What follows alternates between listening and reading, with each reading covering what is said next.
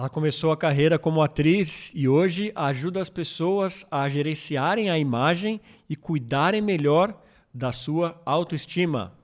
Roda a vinheta.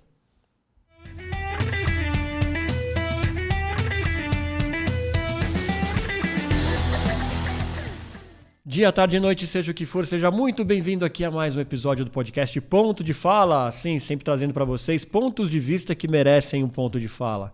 Mas antes da gente começar mais um super papo aqui, eu quero pedir, se inscreva no canal, sim, não dói nada, não custa nada e nos ajuda muito aqui a manter o canal vivo com episódios todas as terças e quintas. Então, se inscreva aí, acione o sininho da rede social, compartilha geral, assim também você traz mais gente aqui junto da gente, para perto da gente.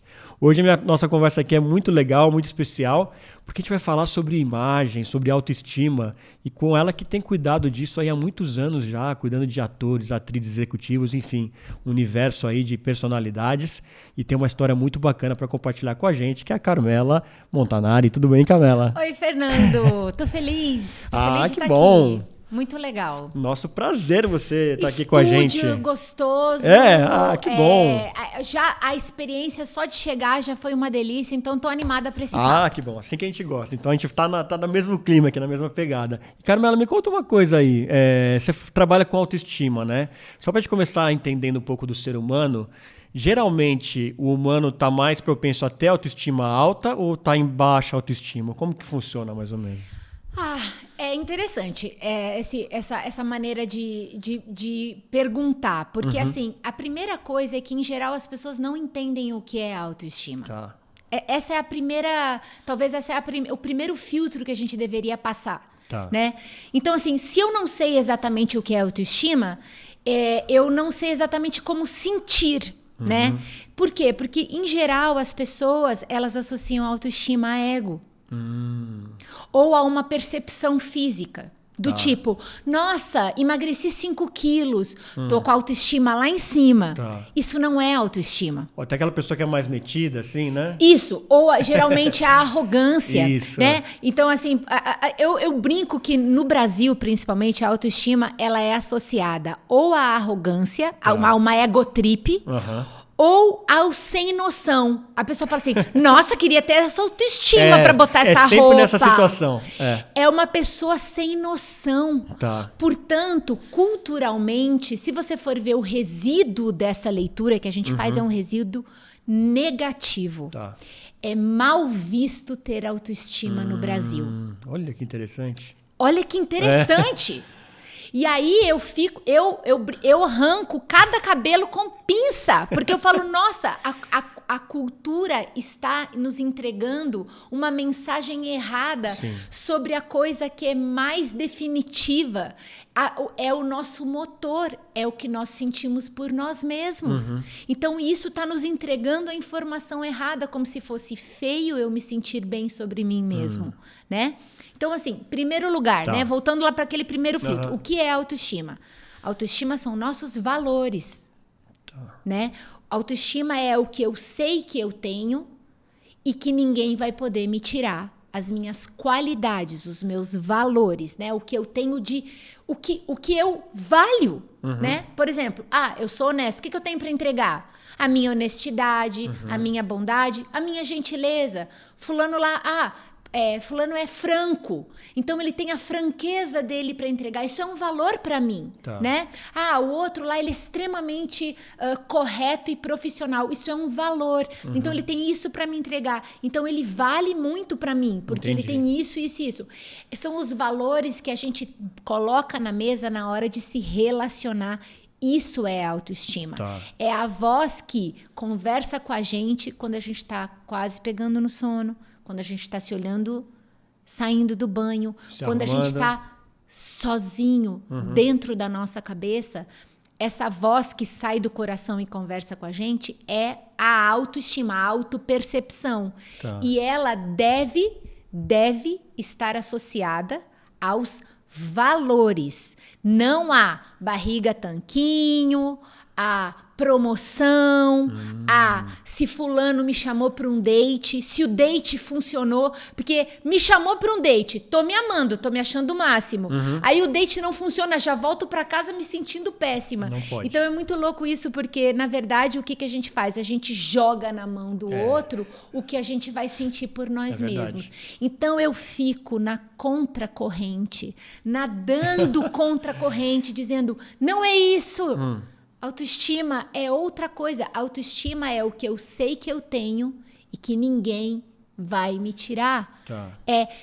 Por exemplo, assim, nesse nível aqui eu sou incorruptível. Não tem como tu me roubar. Por mais que aconteça uma explosão nuclear, a hora que todos nós sairmos de um esconderijo, eu vou continuar sendo honesta, gentil. Tá. Entendeu? Isso é como se fosse assim uma espécie de diamante que a pessoa carrega dentro, que é o que ela tem para entregar. Tá. E que nunca vai mudar. Mesmo que ela more numa tapera, mesmo que ela more numa mansão. Isso é autoestima, tá? E aí, eu só queria me relembrar lá o que você falou. Você acha que as pessoas têm mais autoestima ou menos autoestima? Aí eu vou te dizer, todo mundo tem autoestima. Todo mundo tem valor. Só que geralmente não conecta. Não se identifica. Não conecta com o que tem que conectar. Tá. Fica achando que o que ela vale é o que o outro diz que ela vale. Então, por exemplo, eu estou esperando há 6 meses uma promoção e não saiu, eu começo a derreter nesse lugar. E aí eu me desvalorizo. Mas quando eu entendo que não tem nada a ver com a promoção, absolutamente nada a ver. Tem a ver com o que eu tenho para entregar para o mundo, independente da promoção. Eu entendo que isso não pode mudar. A autoestima, ela é um lugar de solidez e não de alteração. Tá. Ela tá permanente lá. E aí você, por uma fase boa ou por uma fase ruim, você passa da mesma forma com ela no lugar. E quando você sabe que as coisas que você tem dentro, são as coisas que te edificam como ser humano, já que o assunto principal da nossa conversa aqui sempre vai ser esse, né? O humano.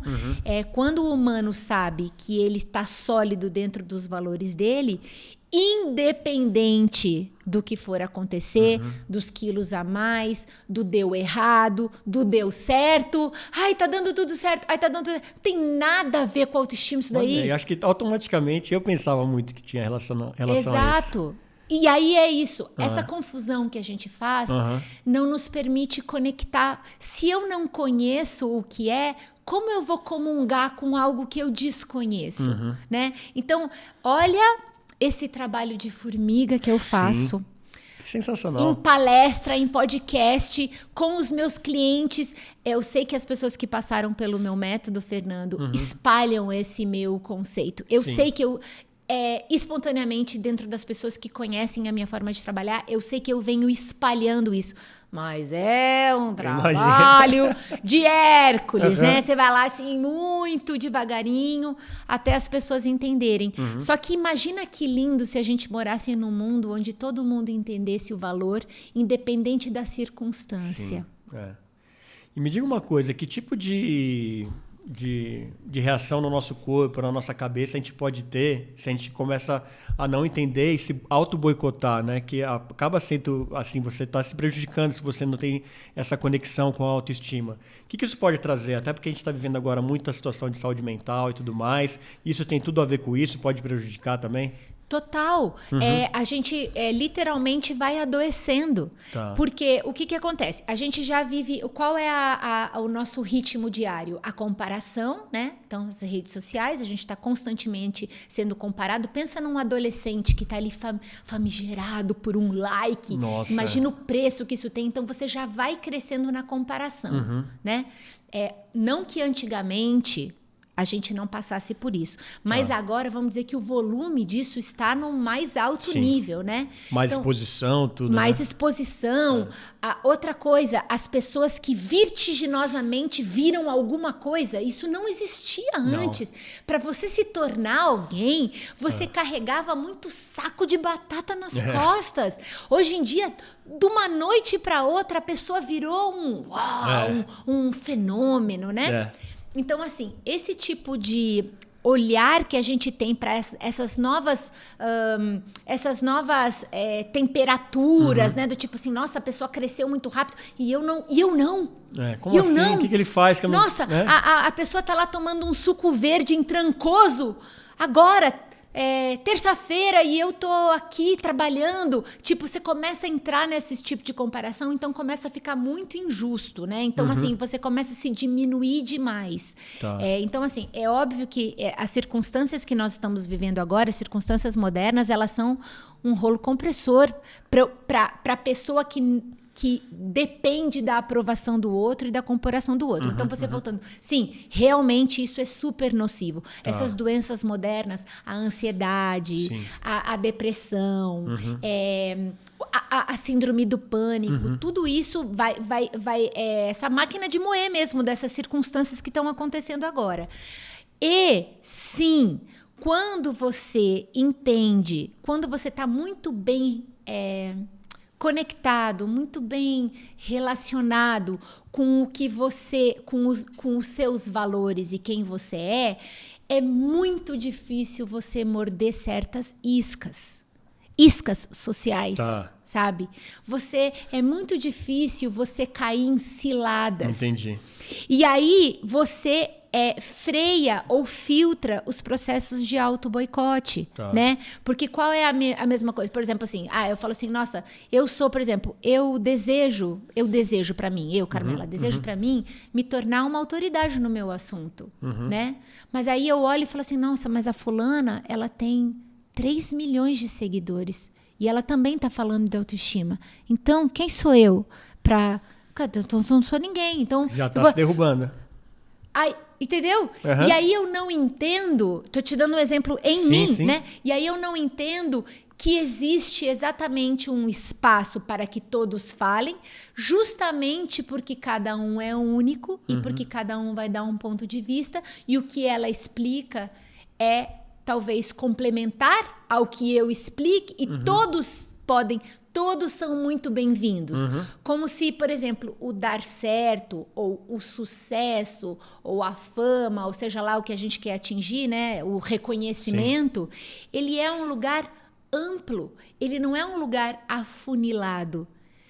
Quando eu entendo isso, tudo isso eu tô te empurrando para um pensamento que é o seguinte, a gente é único. Quando eu me comparo, eu já estou imediatamente entrando nessa cilada do tipo assim, então, eventualmente eu já estou dando a chance de você ser melhor do que eu. Entendi. Só que não tem como você ser melhor do que eu, porque você é diferente de mim e pessoas diferentes não são comparáveis. E aí isso já inverte todo o rolê do tipo assim, você precisa de mim. E mesmo que eu, você e você estivéssemos todos querendo um lugar ao sol na liderança de pensamento de autoestima, eu tenho todos esses concorrentes, eu poderia dizer, cada um de nós vai trazer uma coisa e vai se comunicar com um tipo de pessoa que vai se identificar. Quando eu entro nesse lugar, eu percebo quanto é, na verdade, abundante e generoso. A gente é que pensa que não é. A gente é que mira numa coisa pequena. Nossa, e tem não tudo a ver com o que você fala. Pode não crer. é grande, é amplo. E outra, quanto mais pessoas... Eu penso assim, olha, vou te dizer, é um exercício para mim de tranquilizar o meu orgulho, né? Então eu penso assim, quanto mais pessoas ensinar isso, que bom, porque tudo que a gente precisa é que as pessoas entendam o que é autoestima. Entende o que eu tô falando? É a sua causa, né? Isso! Não precisa ser só eu. E aí, só que igual da maneira com que eu falo e comunico, só eu. Isso. Da mesma forma que é um colega, também só ele. E é por isso que eu preciso dele, porque ele também me ensina. Porque ele também está me mostrando um ponto de vista. Quando eu inverto, assim, sabe? Eu inverto o olhar, eu inverto o jogo, eu falo, caraca, não tem como ser melhor... Isso, desculpa, né? Eu tô falando separado. Não, tá Mas ótimo. é pra isso que eu vim, né? Pra falar. Pra isso, E aqui eu não falo, você que tem que falar. É pra falar. Mas é que assim, quando eu entendo, isso é uma das, vamos dizer, das premissas da autoestima. Quem tem autoestima entende que não existe hierarquia humana. Isso é a premissa número 1. Olha que legal isso. Não existe hierarquia. Todo mundo é igual a todo mundo. A única coisa é que ninguém é igual a ninguém. Todo mundo é igual a todo mundo. E ninguém é igual a ninguém. Por isso que o estado que se propõe dentro de um olhar da autoestima é um estado colaborativo e não competitivo. Olha. Porque eu preciso demais do outro. Só o outro, daquele jeito, aquele baralho genético lá, aquela ali que aconteceu, aquela coisa muito louca da vida que aconteceu, do jeito que a pessoa aprendeu, as coisas que aquela pessoa absorveu da vida, aquilo é único. E eu preciso demais daquilo, porque eu não sou aquilo. Não é porque ela é melhor do que eu. É porque ela é diferente de mim. Então, quando você começa a entrar em estado profundo de saber quais são os seus valores, você passa a reverenciar os outros. E se reverenciar. Porque você é uma coisa, é um estado único, o outro também, e você precisa da colaboração. Enfim, é isso. Não, mas eu acho que é muito legal você falar isso de colaboração, porque se a gente pensar bem, o mundo nos coloca em competição desde sempre. Sim. Desde a escola, né? Vamos dizer, um pai que fala pro filho, pô, mas o seu colega lá tirou 10 na prova, por que você não tirou? Né? E depois no mercado de trabalho, que você sabe muito bem, assim, é super competitivo, fica aquela competição de um querer passar o outro, um querer crescer mais que o outro. Então, na verdade, é como se reaprendizado mesmo, né? De você viver de uma maneira diferente no mundo que está oferecendo uma coisa meio oposta a isso, né? É que a máquina, ela deseja que você fique insatisfeito. A máquina, ela precisa para você consumir, senão você consome muito menos.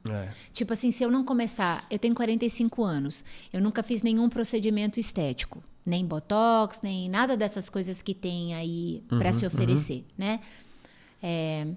Eu fico pensando assim, cara, cada vez que eu converso com outras mulheres, eu imediatamente começo assim, nossa, era para ter começado com 35? Com 30 era para ter começado? Você já começou com 30 e eu não comecei? Tem um creme que a partir de tal ano tem que usar. Eu já quase que vou nesse lugar, porque tudo que a máquina deseja é que você pense, tá errado do jeito que você tá. Com isso eu não estou dizendo, ao contrário, eu sou consultora de imagem. Eu não estou dizendo que é para se largar, se jogar pela ribanceira, não façam nada, não se cuidem. Não é isso que eu estou falando. Mas eu estou dizendo, essa ansiedade de, eu não estou fazendo, o Botox era para ter começado... Tudo acelerado o tempo todo. Muito antes. Quando eu entro nessa vibe, eu vou gerar uma insatisfação dentro de mim, porque daí agora eu fiz o colágeno X e agora tem o colágeno Y e eu não fiz o colágeno Y. Entendeu? E como é que eu vou durar lá dignamente até os meus 60 anos se eu não fiz o colágeno W? Então, nunca vai estar bom. Vai parar. Nunca. Que é uma loucura. roda de hamster, onde se eu não estiver insatisfeito, eu vou parar de consumir. Então, é natural que nós sejamos bombardeados com isso. Sim. E o meu dever é me responsabilizar sobre o meu bem-estar. Como que eu vou fazer isso? Então, eu começo primeiro cuidando dos meus valores, para depois poder começar a lidar com essa batalha diária, que é se defender desse assédio permanente, né? Que a máquina faz você sentir. Os homens sentem até menos, mas as mulheres... O mundo é muito cruel com as mulheres. Sim. Eu vou te fazer um parênteses aqui de uma coisa que eu sempre falo nas minhas palestras.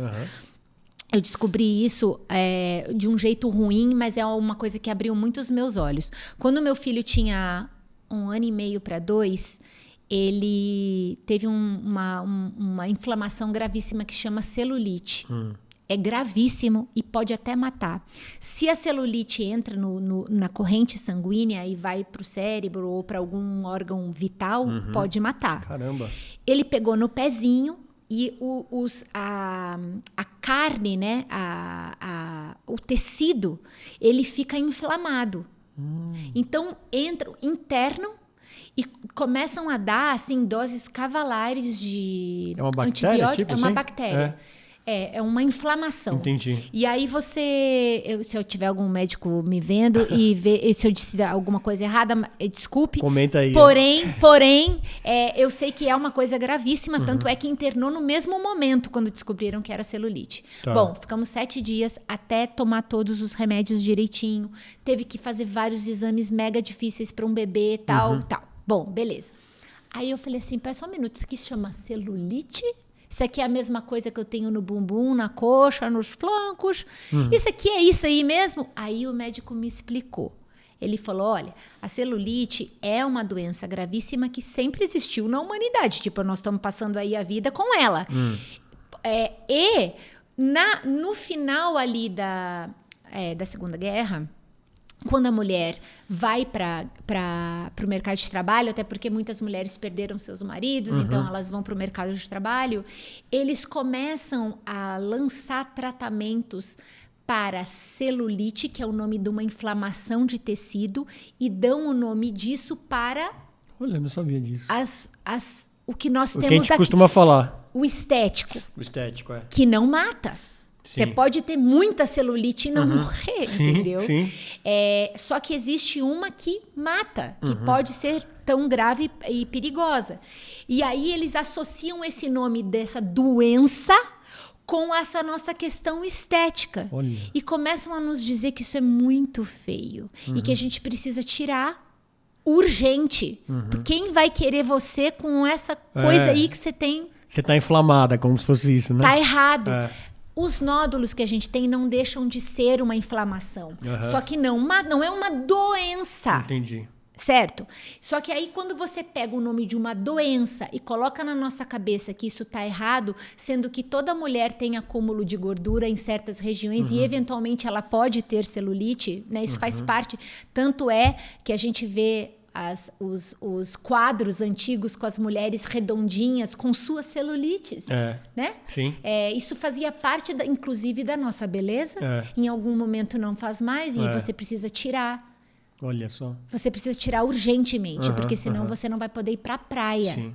Tá? Você não vai ser aceita. Ninguém vai te querer. Então, começam a colocar isso na nossa cabeça. Então, você vê, olha que grave. Eu tô te falando assim, a máquina, vamos dizer, toda esse movimento de consumo, ele é capaz de ser muito cruel com você, contanto que você consuma, tá? Então, assim, olha o nível que enfiaram isso. Hoje em dia, eu nasci com celulite, a minha mãe não me deu nem a chance de eu assim, escolher, né? Tipo, nossa, eu já vim com... E é muito como isso foi me libertando.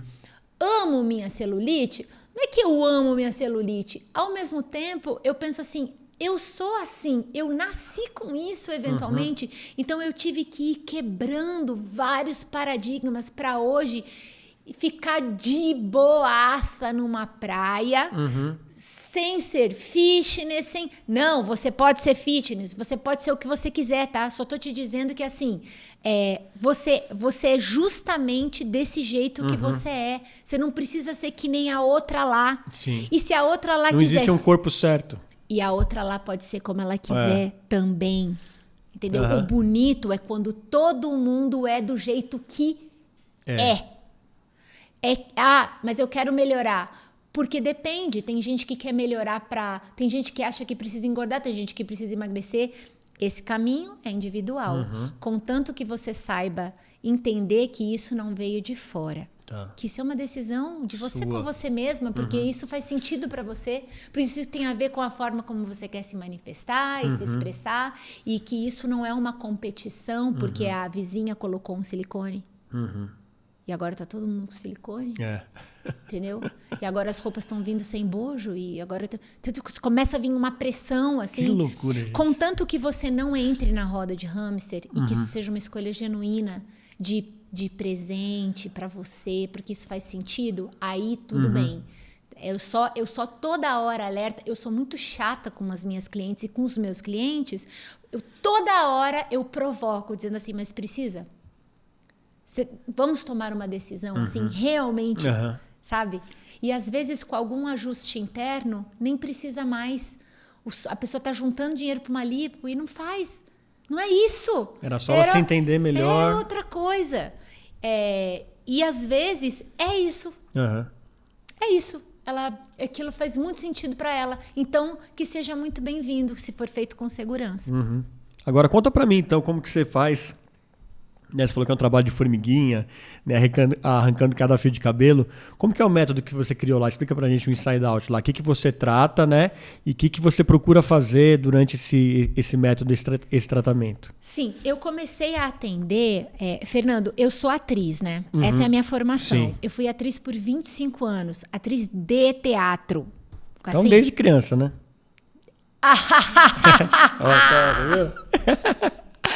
Só que, na verdade, desde criança. Tá vendo? Eu comecei a fazer teatro com 10. Olha com 10 eu já ganhava dinheiro fazendo teatro. Olha que beleza. Então, gente. assim, eu sou atriz mirim. Uhum. Sempre quis ser atriz, nunca imaginei outra coisa. Porque o teatro sempre foi a minha cura. Tá.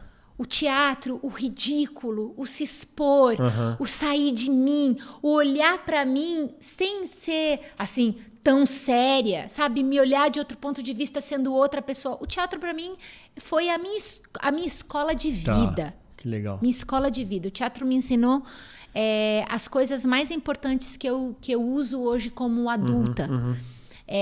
Enfim, então, eu vindo do teatro... Eu sempre me acostumei... O que você faz? Você se acostuma a se colocar no lugar do outro. Permanentemente. Porque você é o outro o tempo inteiro. Sim. Então, às vezes, por exemplo... Eu fiz muita vilã. Muita vilã. Pelo biotipo, né? Geralmente associam o meu biotipo, nariz e tal, a vilã. Não a mocinha, tá. né? A mocinha geralmente era loira de olho verde. E aí, eu tive que me acostumar a amar a vilã. Uhum. A entender e a justificar ela dentro de mim. Nossa, é lógico, ela fez isso por causa disso e disso. Ela está agindo por causa disso e disso. Então, eu comecei a lidar com os problemas os defeitos da personagem de um jeito amoroso, tá. Né? Então, isso todo ator faz. Ele ama o personagem. Não adianta. Ele tá fazendo serial killer, ele ama o serial killer. Isso é bacana, né? Ele ama profundamente aquilo que ele tá fazendo. Então, você se acostuma. E hoje em dia, o que eu faço é mais ou menos um processo de ator, só que de uma pessoa que não necessariamente ela é atriz. Então, por exemplo, primeira coisa que eu defino, qual é o roteiro? Primeiro eu preciso entender de onde ela veio. Então, eu faço um mapa de arquitetura emocional. Aí eu vou entender até porque ela ainda não chegou. Tá. Que ela tá me pedindo isso e isso e ela ainda não chegou. E daí eu falo, nossa, isso aqui, ela tá com mecanismos de defesa. Isso aqui impede ela de chegar. Tá. Eu começo a ver o roteiro que ela trouxe de vida. Desde o dia que os pais dela se conheceram até o dia de hoje. Eu faço esse mapa de arquitetura emocional. Então, eu mapeio porosidade e mapeio virtude, potência. E é tão interessante isso, porque quando você faz um mapa emocional da pessoa, muitas vezes você vê que a pessoa está usando ali 40% dela. 40% da potência. Caraca. Você fala assim, nossa, tudo isso... Isso é comum, então? Comum! É? Isso é todo dia. Olha... Todo dia. Você fala, nossa, muitas virtudes ficam escurecidas por mecanismos de defesa. Por medo, por receio. Aí as pessoas às vezes... Vou te dar um exemplo, assim. Eu não gosto que me olhem. Eu não gosto de ficar em evidência. Isso é comum. Isso é comum. E aí você fala assim... Aí você tem que ir lá ver por quê. Cada um tem o seu porquê, né? Então, enfim, depois desse mapa de arquitetura emocional, o que eu vou fazer? Eu tenho que fazer ela chegar lá onde ela me pediu. Ela me pediu para trabalhar na NASA. Eu gosto de dar o exemplo da NASA, porque parece tão longe, né? Que, tipo assim, na NASA, pronto. Ela quer trabalhar na NASA, mas ela tá... hoje em dia, ela é contadora, tá? Que ela quer chegar lá.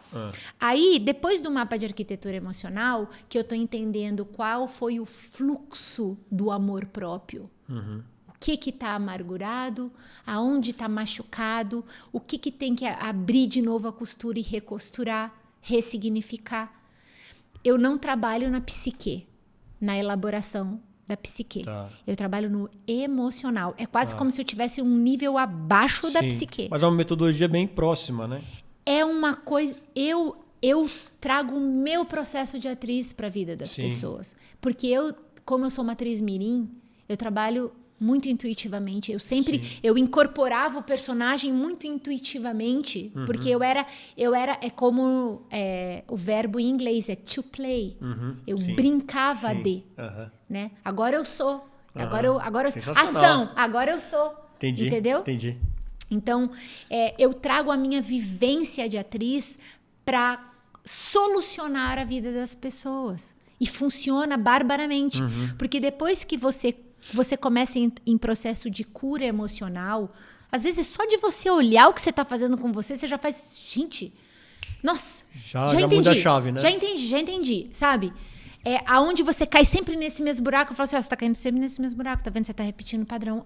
Nossa, sabe? Mas não é na psique, não é o que eu elaboro, porque a gente diz palavras bonitas, tá? A gente diz frases elaboradas sobre as nossas dores, mas não necessariamente isso não significa que a gente não esteja ferido. E eu trabalho na ferida, não no blá blá blá que você tá me falando, entende? Então, sempre numa camada um pouco mais abaixo. Porque uma coisa é tu me dizer assim, os meus pais não me davam bola porque eles trabalhavam muito. Hoje eu sou adulto, trabalho muito. Entendo os meus pais. Ponto. Parabéns. Então quer dizer que você elaborou, você entende seus pais? Mais ou menos. Porque lá no fundo tem uma criança que ficou abandonada. Sim. Que ficou deixado de lado. Eu tô trabalhando nesse lugar. Que legal. Tá? Que é na ferida que eu vou. Bom, depois do mapa emocional, eu faço uma análise de guarda-roupa. Porque, por exemplo, depois... Da roupa mesmo que a pessoa usa. Da roupa, porque não é só... É muito diferente de programa de televisão. Às vezes as pessoas acham que é um trabalho de personal stylist. Sim. Né, a imagem, ela é muito importante para mim, mas não por causa da moda. Tá. Ela é importante pra mim por causa do personagem que eu tô criando, que é você. Só que você no estado mais puro, você no seu nível mais elevado, você na melhor versão. Não tem nada a ver com moda. Nada a ver com moda. Tá. Nada a ver com usando. Roupa de trendy. grife. Nada a ver com grife. Nada. Óbvio que eu me sirvo da técnica, eu tenho técnica para saber. Claro. Né? Eu tenho técnica, mas eu não... Mas o que você olha então nas roupas das pessoas? O que elas te dizem? Eu olho o jeito que a pessoa fala da roupa. Isso eu amo. Isso eu uso sempre. Isso eu tenho dificuldade. Isso eu ganhei, mas tô com dó de dar, porque... O jeito, narrativa. Gente, que interessante. É o jeito que eu me lido emocionalmente com as minhas peças de roupa. Por que elas estão lá? Porque aquilo é um histórico plástico da minha vida, as minhas escolhas. Inclusive, as roupas que estão paradas, elas são uma testemunha de alguma coisa das minhas escolhas. Sim. Certo? Isso aqui tudo tá parado, isso aqui eu não sei não usar. Uso mais. Isso. Então, esse jeito de falar é o que eu uso para trabalhar. Tá. E aí, eu vou fazer o seguinte, a partir dali, se a pessoa ela vai entrar na consultoria de imagem. Tá. Então, eu vou fazer compras, que seriam a próxima etapa, baseada no que eu sei que serve para você chegar na NASA. Entendi. Então, assim, como eu vou valorizar aquela calça, aquela isso, mas que pareça que ele trabalha na NASA, entendeu? Então, eu vou atrás de compras inteligentes que vão servir esse armário. Porque não dá, inclusive do ponto de vista ecológico, para você jogar tudo fora, começar de novo, zera.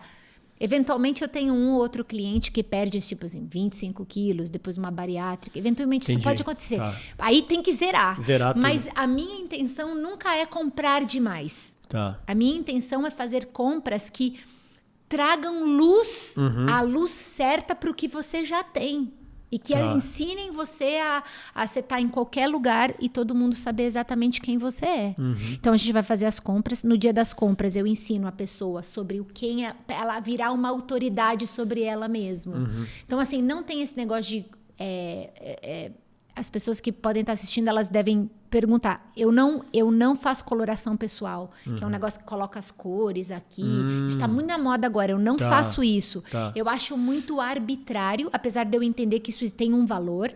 eu nunca vou dizer pra você que você não pode usar azul. Tá. Você é paleta outono X. Não. Você não pode chegar pro adulto e falar que você não vai usar essa cor. Não, Cada um tem um Pantone, assim, né? Isso, eu não trabalho assim, respeito, mas eu não trabalho assim. Eu trabalho com o sim. As cores que são boas para você, eu vou te ensinar quais são boas para você, vou te dar um repertório do que de repente não é bom para você, mas nunca arbitrariamente. Tá bom. Sempre num jogo de que você que sabe o que é bom para você. Então eu vou trazendo esses elementos que vão compondo esse repertório do qual você é o dono, não eu. Entendi. Você é a autoridade sobre você. Não sou eu. Não é algo artificial que sai de fora para dentro. É porque eu te conheço tanto que eu tô te mostrando o que eu aprendi sobre você e o que é bom para você. Eu tô dialogando, certo? Então, por causa do mapa emocional, eu conheço muito. Eu acabo conhecendo profundamente as pessoas. Sim.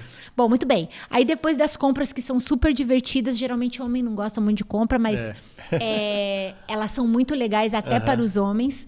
E aí depois a gente monta os looks, misturando as coisas que tem no armário, já tinha no armário com as novas. E esse dia é o dia que eu aproximo muito do processo de personagem, de montagem de personagem. É porque quando você ensaia o seu personagem, você passa ali meses falando as falas, o diretor te diz, fala mais rápido, ataca, fala mais baixo aqui, fala num tom abaixo. Então, o cara te dirige, né? Aí, um dia, você veste a roupa do personagem. Aí, esse dia é um negócio muito louco, Fernando, porque você faz assim... Nossa, eu sei quem ele é. Você bota a roupa daquele personagem, você se olha no espelho e você fala assim, eu sei exatamente quem é. Sabe? E às vezes, assim, você tá meio desconcentrado no set, você bota a roupa, você vira. As pessoas no set passam a te chamar o nome do personagem, porque você já é ele. Aquela transformação ali, né? Isso. O processo de montagem de looks é o mesmo, porque você começa a se ver de você, mas muito de você. Sem mecanismos de defesa. Entendi. Sem feridas emocionais, é você em estado puro. Aí você fala, caraca, sou eu. Aí é muito louco, porque aí o tic-teco ficam doidos lá, né? Falando assim, eu sou assim, só que eu não sabia exatamente que eu era assim. Então é muito bonito e prático, porque eu vou prever tudo, desde um brunch a um red carpet lá, eventualmente, que a pessoa tem que ir. E às vezes, por exemplo, fazer uma mala. Nossa, eu fotografo tudo, né? Então eu vou levar só um tênis. Vou levar todas as que vão com esse tênis. Então tem uma praticidade. Nossa, você se torna muito mais prático para as suas próprias coisas. Para além do lado do ganho emocional, do amor próprio, existe um lado prático também que realmente funciona. E aí depois, para mulheres, para homens não tem, existe um dia de beleza, que a gente vai falar de visagismo, maquiagem, penteados. E aí se faz uma limpeza no guarda-roupa, porque a minha intenção é que quando eu vá embora da casa da pessoa, tudo que esteja lá é bom. Se você mergulhar no guarda-roupa e sair... Você vai sair bem. Você vai sair bem, porque tudo que tá lá é muito bom e muito pensado para que você apareça muito bem em qualquer lugar. Então, aonde você for, as pessoas vão dizer, esse cara trabalha na NASA? Sim. Esse cara trabalha na NASA? Na feira. Mas eu só vou comprar uma abobrinha. Gente, eu acho que esse cara trabalha na NASA. Então, você começa a criar muito semelhante ao que acontece isso no cinema. Sim, um personagem ali. Só que é você. De verdade, De verdade. Aí é porque a pessoa fala assim, nossa, eu tenho um personagem para ir trabalhar, porque o dress code da minha empresa é muito diferente do que eu sou. As pessoas às vezes se colocam em personagens. O meu trabalho é justamente arrancar esse personagem. Eles te contrataram para você ser você. Então, a gente vai fazer o dress code daquilo você. Entende? Que tem a ver com você. Ou você vai passar... Imagina, você passa quantas horas da sua vida dentro daquele escritório? Você vai passar quantas horas da vida não sendo você? Não sendo você. Desesperador, isso pra mim já passei por isso. Já. Isso é uma abstração pra mim. Chega quando as pessoas me veem com essas demandas, eu chego a me dar um... Eu quero resolver. Eu falo, senta, vamos logo marcar sua data pra gente começar logo. Nossa, entendo perfeitamente. Isso. Passei muito por isso. Eu não estou sendo eu. E aí eu estou perdendo a minha vida porque eu não estou sendo eu. Isso é muito triste. E isso é uma doença nossa de agora. A gente está se transformando em coisas que a gente não é para fit in. e para caber. Aceitação, aquelas coisas todas. Muito, muito. E quando vê, a gente nem lembra mais. Aí a gente fala, muito das doenças modernas, para retomar aquela sua primeira pergunta, ela tem a ver com o fato de que as pessoas se perderam. Elas não sabem mais nem o caminho de volta, tipo Joãozinho e Maria. Elas foram deixando umas migalhinhas no caminho e o passarinho comeu as migalhinhas. Sim. E não dá mais para voltar, sabe? Então, muitas pessoas vêm para mim adoecidas nesse nível, onde elas estão realmente perdidas ou desconectadas delas mesmas. Só que, às vezes, Fernando, é tão lindo esse processo que as pessoas fazem assim aqui, ó. Lembrei. Eu lembrei de quem eu era com 5 anos. Olha. E aí volta aquele ser em essência, né? Então é um trabalho muito rápido e muito eficiente. É onde você vê os resultados de uma forma muito rápida, porque ele acontece do lado de dentro e ele acontece do lado de fora, é por isso que chama método Inside Out. Que legal.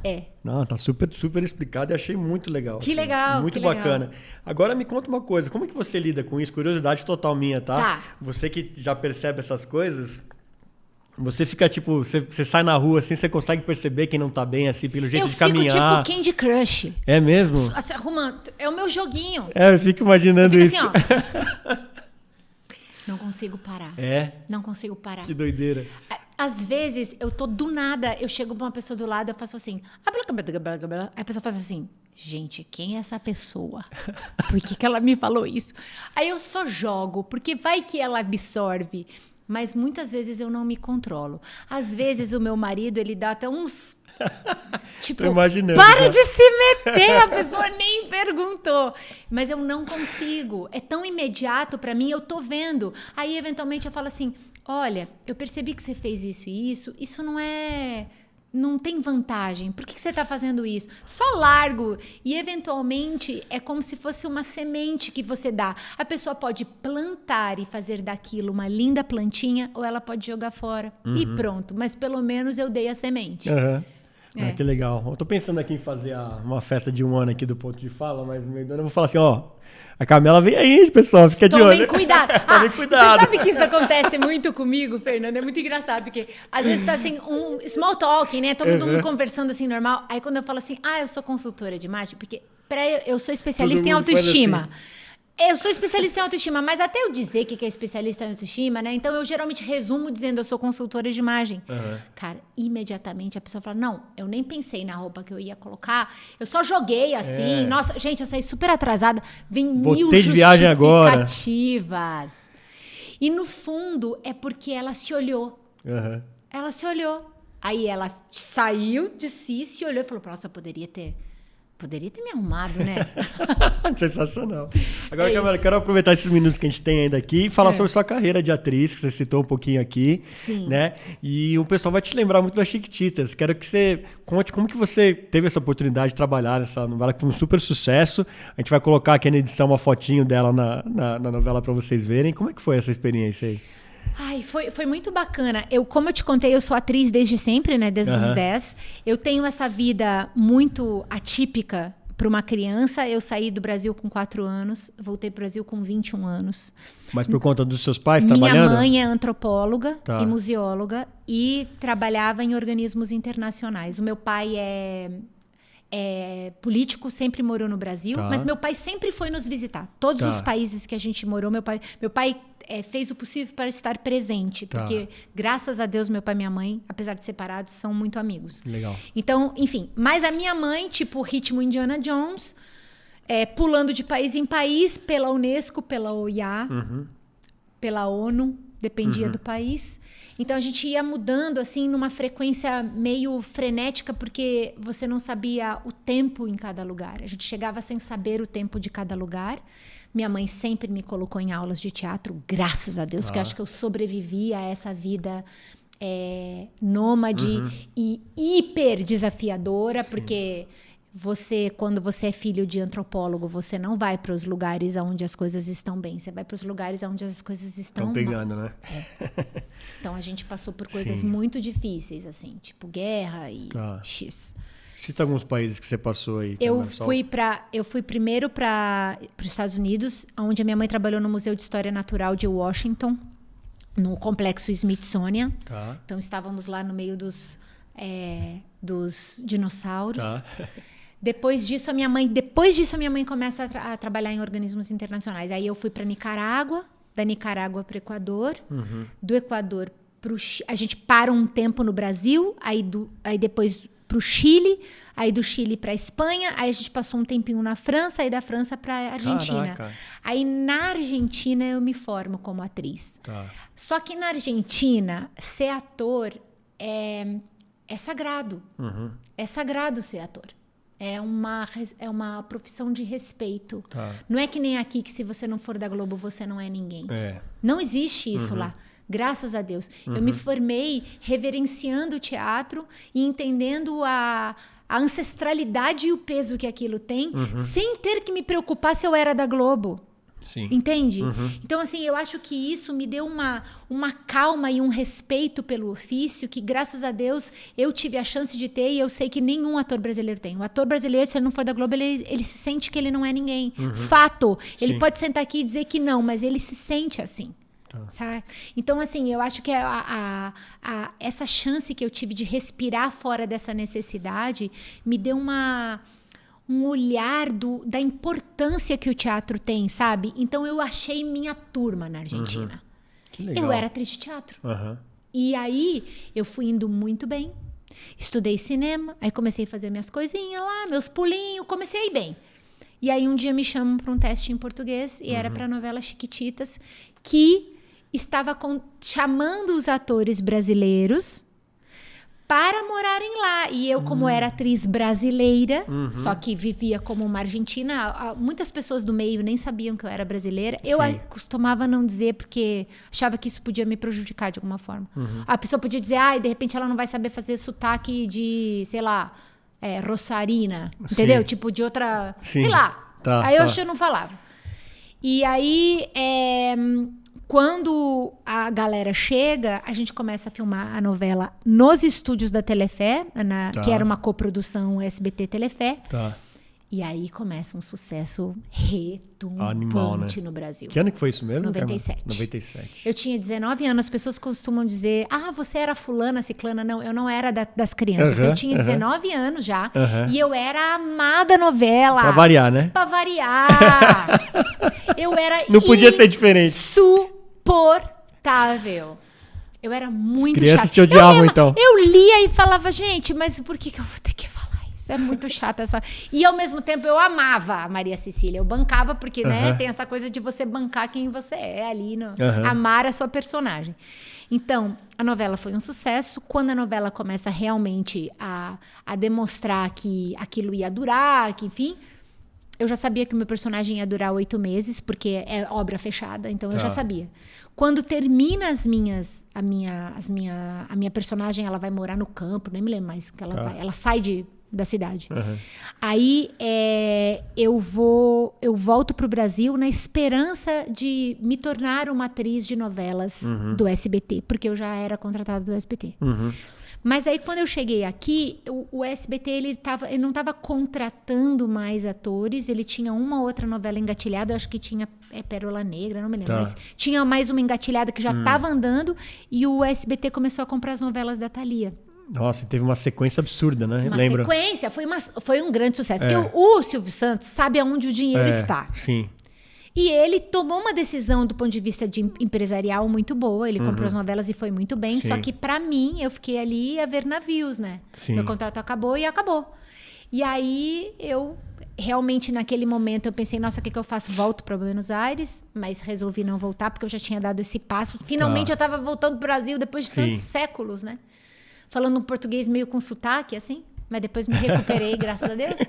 E aí, quando eu tô ali, fui estudar, fui fazer PUC, tô ali sentindo a cidade, eu entro para um canal americano para apresentar um programa de moda. Ah, que legal. E aí eu entrei para fazer São Paulo Fashion Week e acabei ficando 8 anos.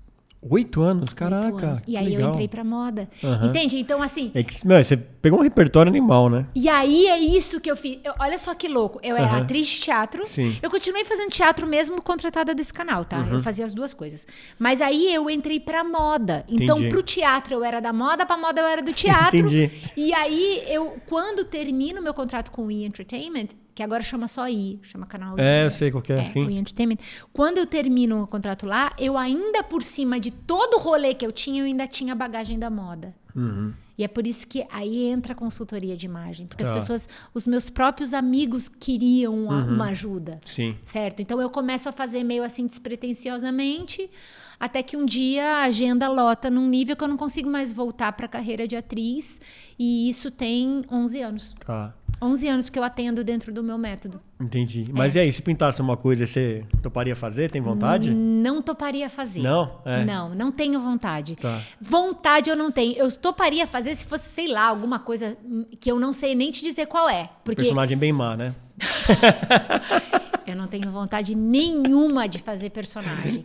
O que eu tenho vontade é de usar, por exemplo, o expertise que eu tenho de palco para subir num palco para falar sobre autoestima. Sim. Eu quero falar sobre isso. Esse é o meu assunto. Aham. Já fiz Shakespeare. Já Tá. fiz muito, Aham. tá? Imagina uma pessoa que fez teatro na Argentina. Eu fiz todos os clássicos. Que legal.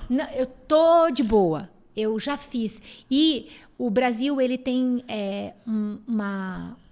atores espetaculares. Não estão precisando de mim. É isso que eu quero dizer. Entendi. Eu acho que aonde eu tô... Estão precisando, mas de outro jeito. De outro jeito. Isso. Eu acho que aonde eu tô, eu consigo entregar algo que, como atriz, talvez eu não conseguisse entregar. Eu realmente estou usando todos os desafios e a forma com que eu consegui sobrepor as minhas dores daquela criança que estava lá, pulando de país em país, sofrendo bullying em todas as línguas, passando por tudo que eu passei. Eu consegui ressignificar e fazer do limão a limonada. Então, aí, hoje, toda vez que eu atendo alguém, eu penso assim, nossa, nada do que eu passei foi em vão, porque eu uso absolutamente tudo o que eu passei, inclusive os nãos, que eu levei muitos nãos na carreira de ator e atriz, você leva muito não. Eventualmente um ou outro, uma Meryl Streep, eu não sei quem poderia dizer não para uma Meryl Streep, né? Mas assim, hoje em dia os nãos, eu olho para a sequência de nãos que eu levei e eu sou absolutamente grata a todos eles, porque eles é que me trouxeram para o fato para olhar para o que eu precisava olhar, que é o que eu faço hoje. Entendeu? Então, assim, cada uma das pessoas que eu atendo, se fosse uma frase só dessas que eu ouvi, dessas tantas pessoas, eu perdi a conta de quantas pessoas eu já atendi em 11 anos. Mas, assim, uma só delas que eu vejo que a vida dela mudou completamente e que ela está completamente dentro do eixo, só isso já teria valido a minha vida toda. Então, eu estou muito realizada. Ah, que bom. E a gente percebe muito isso, viu? Sim, eu sou apaixonada, exatamente, né? Desde aquela que você chegou aqui, eu falei, nossa, eu que sou legal. apaixonada pelo que eu faço. Então, assim, agora é como se eu finalmente estivesse falando a minha língua. A minha língua é essa. Fazer com que a pessoa olhe para dentro. E olhando para dentro, conseguindo se expressar do lado de fora. Esse é o meu rolê, porque foi isso que eu fiz a vida toda para sobreviver. Para sobreviver, que é muito diferente de viver. Muito legal, Carmela. Poxa, amei o papo. Você, assim, tem uma energia muito especial. Adorei te receber aqui no estúdio. Eu quero que você deixe seu contato para quem está interessado, então, aos serviços aí. Vamos lá, compartilhar. Com todo prazer. No meu site, o legal, o que eu fiz, Fernando? Tudo no meu site está explicado em vídeos. Tá. Então, se a pessoa está curiosa, ou se ela quer só procrastinar, tipo, não tô fazendo nada, vou entrar lá no site da Carmela, ela vai saber tudo como funciona por vídeos, tá? Então é métodoinsideout.com. métodoinsideout.com, tá? A gente vai deixar na descrição também. Show, maravilha, agradeço. No meu Instagram também é legal me seguir, porque eu posto muitas, sei lá, às vezes você tá assim, aí você lê o que você precisava, sabe? Então, constantemente eu tô pontuando coisas que é para lembrar, porque o óbvio muitas vezes também precisa ser dito. Então, eu tô sempre pontuando as coisas que as pessoas precisam lembrar. É Carmela Autoestima. Bem óbvio. Óbvio. Bem óbvio. E a outra coisa bacana é que na minha bio do Instagram, eu criei em parceria com um cara maravilhoso chamado Christian Mendes, que também me ajuda muito e também é meu cliente. Você fica, né? Os clientes tudo aqui, assim. E aí a gente criou um quiz de autoestima. Oh, que legal. É muito legal, sabe por quê? Porque daí você começa a entender que a autoestima... Nossa, isso aqui é autoestima? Nossa, isso aqui é autoestima. Eu não sabia que isso aqui era autoestima. Então, só no que o quiz ele já convida você a uma bela reflexão. Tá. É gratuito e você entra lá na bio do Carmela Autoestima, tá lá. É só clicar. Tá, maravilha. Carmela, maravilha. Muito obrigado por trazer luz a esse assunto tão importante, fazer a gente se reconhecer, olhar para dentro. Espero que a gente volte a conversar em breve. Nossa, eu que agradeço, Fernando. Manhã maravilhosa que a gente passou junto. Amamos Beijo também. Pra todo mundo. Até as próximas. É isso aí. Beijo pra você que acompanha a gente em mais um episódio. Não se esqueça, se inscreva aí no canal rapidinho. Acione o sininho, assim você não perde nenhum papo delicioso como esse aqui que a gente teve com a Carmela aqui nesse episódio, que foi muito bacana. Eu sou o Fernando Tuller. Esse foi mais um Ponto de Fala. A gente se vê no próximo. Até lá.